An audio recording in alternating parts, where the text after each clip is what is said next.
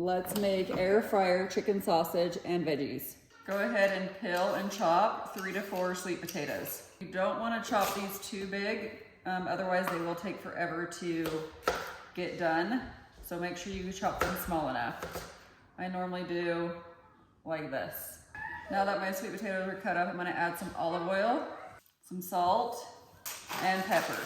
And then just make sure they're all well coated. Next, go ahead and chop up 2 bell peppers or any other vegetables that you want or you have on hand.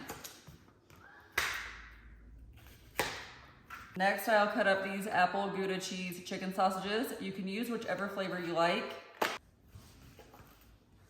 And then I'll just add these to the same bowl of my bell peppers. I'm gonna go ahead and preheat my air fryer to 400 degrees.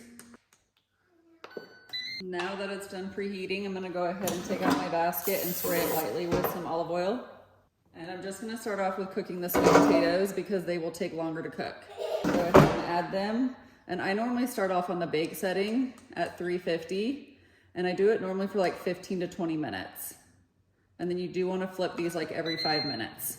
Been about 5 minutes, I'm just gonna go ahead and toss them. Now that this is done, go ahead and add your chicken sausage and bell pepper and mix this all up. Put the basket back in your air fryer, and I'm gonna cook it on the air fryer setting this time at 400, and it's about 12 to 15 minutes. And you do wanna flip this halfway through. Let's go ahead and toss this one. And there we go, it is all done. I'll go ahead and put the full recipe in the description below and then follow me for more recipes.